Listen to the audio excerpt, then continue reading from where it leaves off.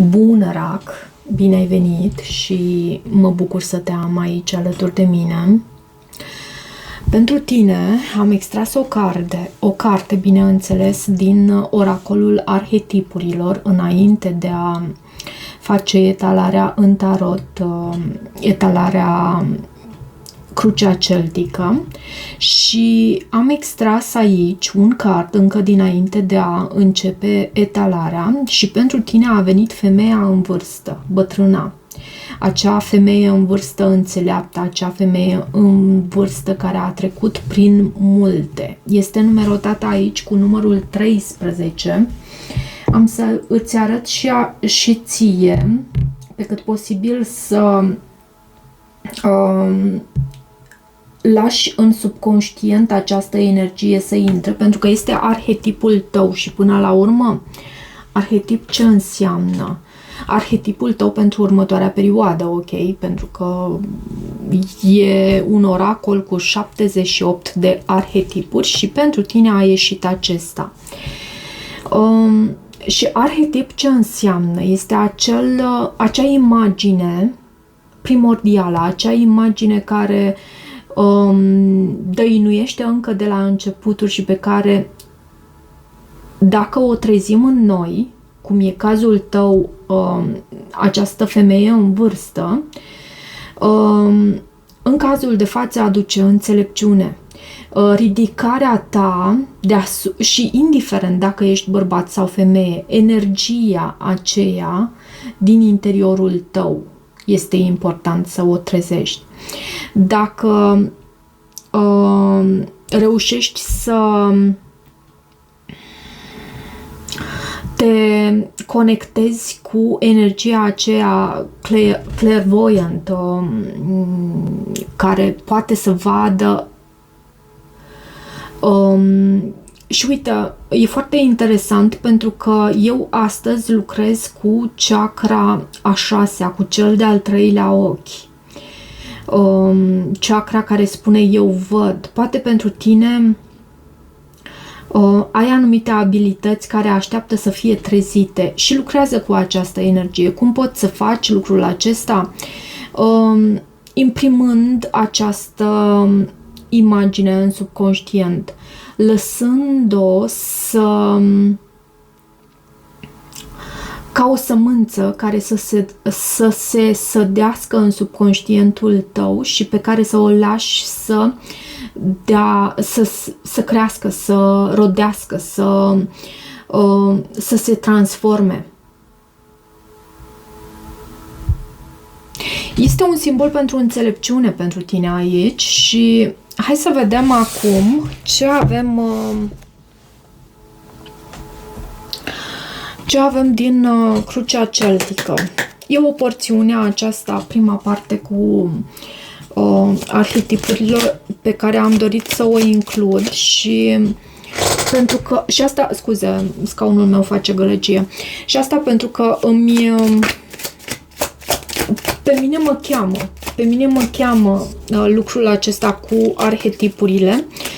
Carl Jung este cel care a introdus prima dată acest, uite, văd suferință la tine, poate în privința unei persoane dintr-un semn de foc. Avem și cavalerul de bâte.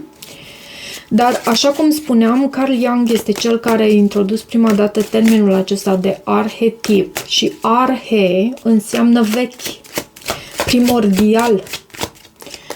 Ok, hai să vedem acum tarotul. Ne retragem din această sferă a arhetipurilor și, bineînțeles, dacă va fi necesar, voi corela această carte cu tarotul.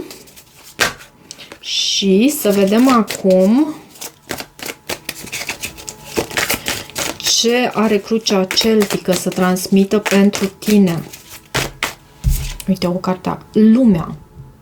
E ceva important cu această carte, lumea, pentru că am văzut-o și înainte pe măsură ce amestecam pachetul. Lumea poate să vorbească despre distanță și lucrul acesta să îți aducă tristețe, distanță între tine și persoana iubită, dar lumea mai poate vorbi și despre a încheia un anume capitol, o anumită încheiere, iar lucrul acesta aduce și acel sentiment de tristețe, nostalgie, despărțire de ceea ce este vechi cumva și nu este întotdeauna plăcut, pentru că îți cere să pornești la un nou drum, cu acel nebun, să o iei de la capăt, cum ar veni. Și avem Cavalerul de Spade. Cavalerul de Spade este o carte a comunicării, a acțiunii, atunci când poți să ai de a face cu o persoană dintr-un semn de aer, mai văd aici și apă. Oarecum acest cavaler de spade și acest paș de cupe sunt oarecum contrastante. Acest cavaler de spade este mult mai rapid, acționează foarte impetuos și foarte își comunică adevărul, aș putea să spun, într-un mod tranșant, pe când acest paș de cupe denotă foarte multă deschidere sufletească. Poate ai de a face cu un semn de aer, pentru că tu până la urmă ești acest semn de apă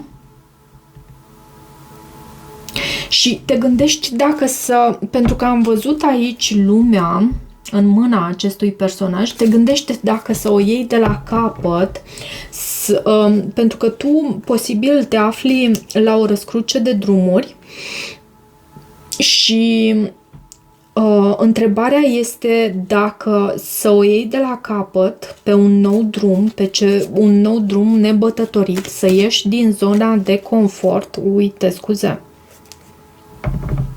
Tocmai am amestecat pachetul și nu știu de ce am făcut lucrul acesta.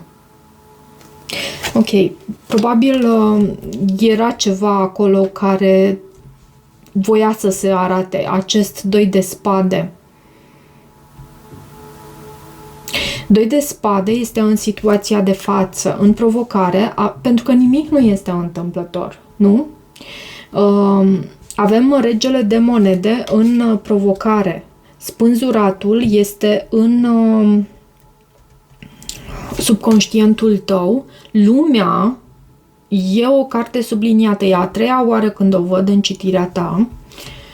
Lași în trecut. 3 de spade. Asul de spade în viitorul apropiat. În sfatul pentru tine avem eremitul.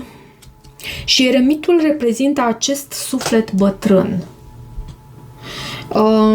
Și este în sfatul pentru tine. Îndrăgostiții avem în energia din exterior. Regina de bâte este în frica sau speranța ta și turnul, foarte interesant, turnul a ieșit în rezultatul posibil obținut. Am uitat să extrag de asemenea și un card pentru planul financiar, pentru că așa mi-am propus 9 de cupe. În planul financiar văd că îți împlinești o anumită dorință, ești mulțumit, ești împlinit cu tine, e bine. Văd foarte multe arcane majore și avem 1, 2, 3, 4, 5 arcane majore pe masă. Lucrul acesta anunță faptul că tu treci printr-o perioadă cu lecții majore de viață, lecții pe care universul ți le pune la îndemână și dacă nu le înveți, nu te lasă până ce nu faci acest lucru. Cumva, poate de aceea avem și acest spânzurat care poate să vină cu o nuanță de așteptare, o anumită doză de blocaj în felul în care tu te simți. Deci universul îți cere să îți înveți aceste lecții. 2 de spade. 2 de spade este în situația de față, o decizie importantă. Eremitul. O retragere. Poate ai de a face cu un semn, cu o fecioară iarăși, sau ai marcaje pe fecioară.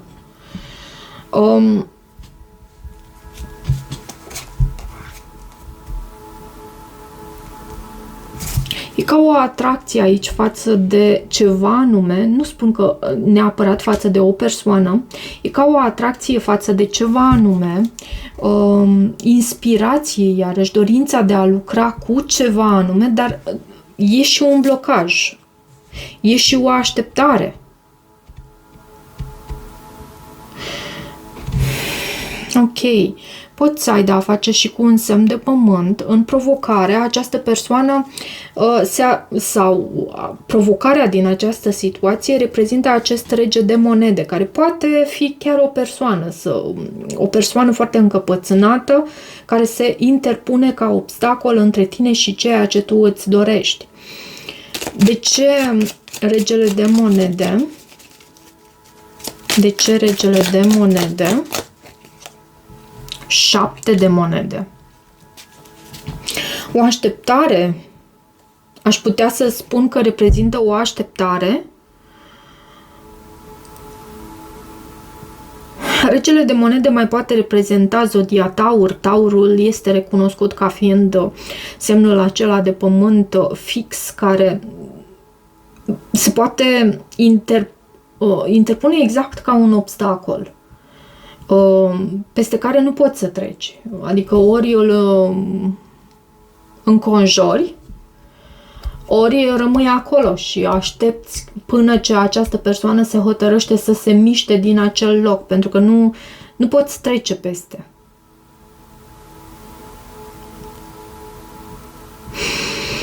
Regele de monede și 7 de monede. O așteptare, eu simt cu o așteptare aici, sau un obstacol. Și văd și spânzuratul reprezintă zodia nu fecioară, de ce am spus? Probabil pentru că am văzut aici fecioară de 2 ori. Reprezintă zodia Pești și reprezintă o așteptare în subconștientul tău. Te simți blocat, te simți stagnant cumva din cauza acestei situații. Lumea și Marea Preoteasă. Acum nu știu, e posibil ca tu să simți să te retragi de aici, dintr-o anumită situație cu o anumită persoană, poate chiar cu un semn de pământ, ceva te-a dezamăgit cu acest 7 de cupe. Lumea poate să indice și distanță, lumea poate să indice de asemenea și faptul că poți să ai de a face cu un semn fix, un leu,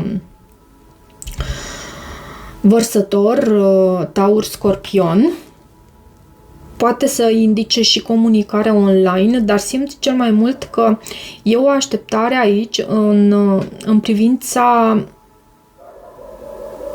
unei anumite distanțe, poate? Sau din cauza unei anumite distanțe?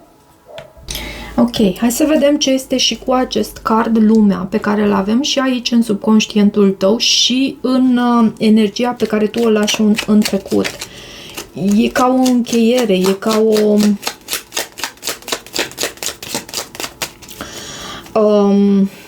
o culminare a unei anumite situații. Ce este cu acest card lumea? A venit 7 de cupe, 4 de monede și faetonul, cartea ta. Și împărăteasa. Respectul de sine îl simt aici la tine. Și din respect de sine poate chiar te-ai pus în mișcare. Cu acest faetonul reprezintă automobilul, autovehicolul.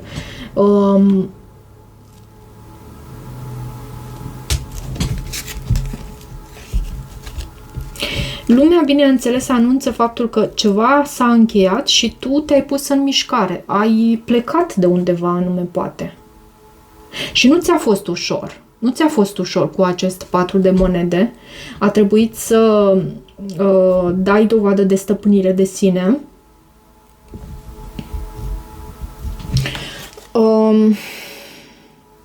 Și poate că încă sau pentru o perioadă ai urmărit această persoană, dar avem 3-ul de spade.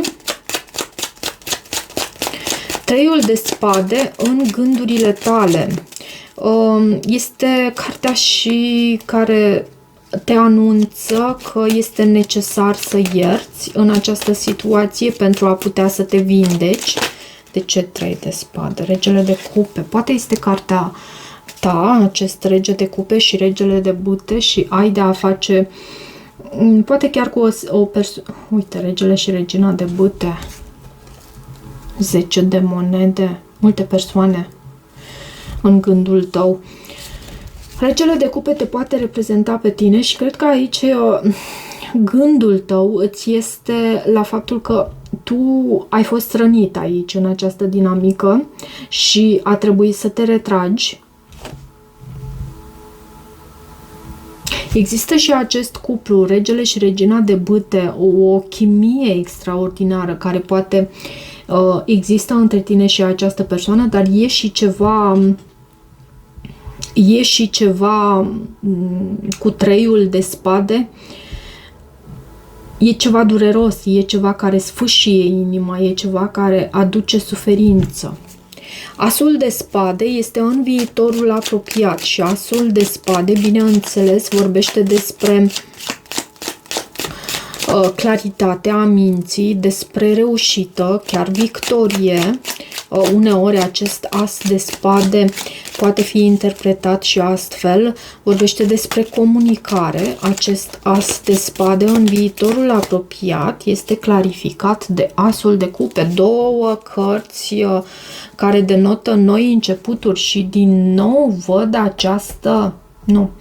Nu mai este cuplul regele și regina de bâte. Avem în schimb regina de cupe, cartea ta, care te reprezintă un nou început. Un nou început cu iubire, un nou început cu comunicare și cu claritate. Un nou început care... Sunt 2 ași în viitorul tău apropiat. Și amintește-ți de asemenea că avem și acest card îndrăgostiții în energia care vine din exterior. Ok. De ce eremitul?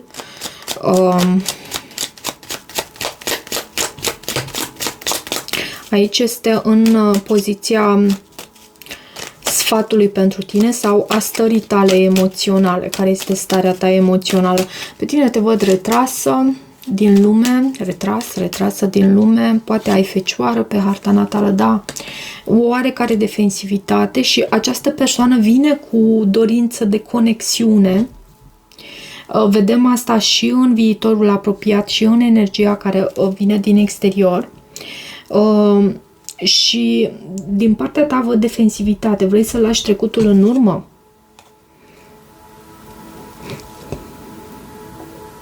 Cu toate că există această energie frumoasă de împlinire sufletească alături de această persoană, vrei să lași trecutul în urmă.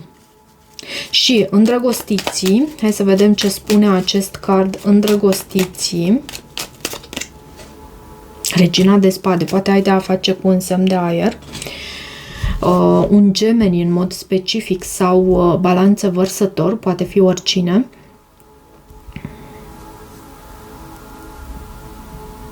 Poate fi și o prietenă. Sau poate fi o persoană față de care tu ești în această atitudine a reginei de spade, o persoană pentru că am văzut acest lucru aici în starea ta emoțională și în sfatul pentru tine. Sfatul pentru tine, dacă nu am spus, este acela de a ține la distanță, de a te retrage, de a căuta informații, de a cerceta, de a te informa, dar într-un mod nu precum acel paj de spade, ci într-un mod să cauți răspunsuri în interiorul tău. Și având aceste cărți aici, în energia care vine din exterior, e posibil ca tu să fii în defensivă. în gardă în această perioadă.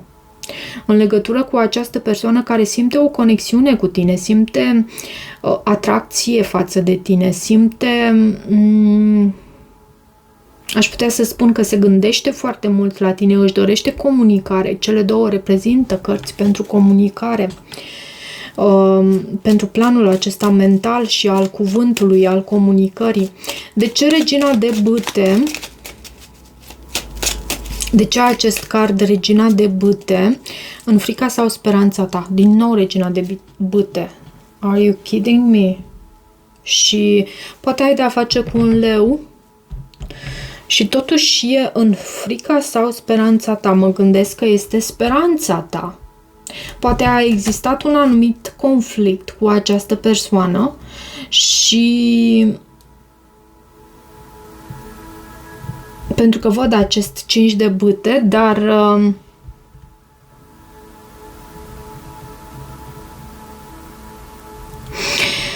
Regina de Bâte este și foarte magnetică. Mai poate fi prezentă și ideea aceasta, precum că tu îți dorești să atragi ceea ce ai nevoie tu în viața ta, lucrurile de care ai nevoie și pentru că Regina de Bâte emană un magnetism foarte puternic. Mai poate fi și witchy, așa, genul acela de vrăjitoare, cea care te vrăjește prin simpla prezență. De ce turnul? În energia pe care o avem pe final de perioadă, diavolul. Diavolul și împăratul. Turnul vine cu elementul surpriză. Este posibil să pui punct la ceva anume. Hai să mai cer o carte aici. Da. Pauză. Pentru că ceva te nemulțumește, pentru că afli anumite noutăți care te fac să te simți blocată. Uite, am să las aceste cărți aici. Avem 4 de spade, 8 de spade, pajul de spade și cavalerul de spade. Afli anumite lucruri care pe tine și uite, avem aici cavalerul de spade din nou. Afli anumite lucruri pe care care te fac pe tine să te menții la distanță. E ceva toxic aici la mijloc. Poți să ai de a face cu un scorpion, capricorn sau un semn de aer, mai văd aici. Și vreau să văd și în planul acesta financiar ce avem pentru rac, în planul financiar. 2 de spade. Ai o anumită decizie de luat. Între ce și ce anume trebuie să alegi tu aici? Ce ai tu de ales? 9 de cupe și împărăteasa. Și pajul de bâte din nou aici la baza pachetului. Era și anterior.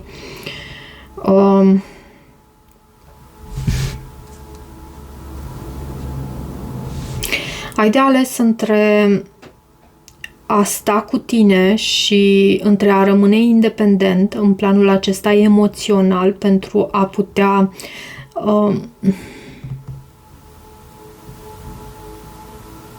sau să colaborezi cu cei din jur pentru a avea parte de creștere în planul financiar. Cumva e ca o răscruce de drumuri pentru tine aici.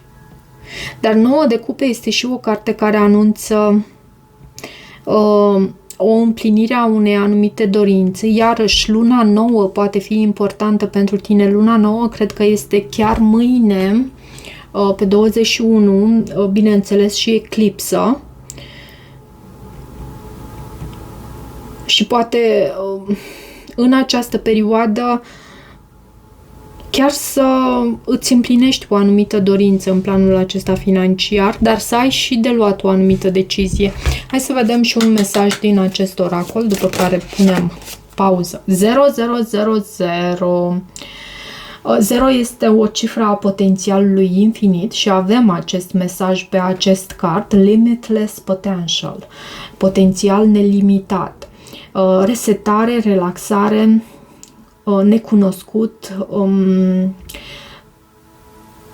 predarea în fața necunoscutului, linia de finish, succes, victorie. Îți e în serviciul tău să îți reamintești faptul că orice poate fi împlinit. Dacă poți să visezi acel lucru, nu există motiv pentru care nu îl poți transforma în realitate. Dacă ceva este în posesia unei alte persoane, este posibil și pentru tine. Așa că încearcă să rămâi calm. Ceea ce este menit pentru tine nu te va fi în viața ta, va veni în viața ta. Ceea ce este menit pentru tine va veni în viața ta. Renunță la tensiune, relaxează-te. E un mesaj pentru tine. Cam atât pentru această citire, dragă rac. Sper că rezonează și dacă rezonează, bineînțeles, nu uita să te abonezi canalului, să mai treci pe aici, să-mi lași o apreciere și un feedback al tău. Contează enorm pentru mine. Eu îți mulțumesc și toate bune. Poate că te ajută și această afirmație pe care eu am extras-o astăzi. Mi-a căzut privirea asupra ei pe măsură ce împachetam această citire și poate că te ajută și pe tine. Afirmația spune că eu sunt blândețe încarnată. Încă o dată, eu sunt blândețe încarnată. Și calmul este foarte important, relaxarea pentru tine, pentru că lucrurile se vor așeza și de la sine. Toate bune!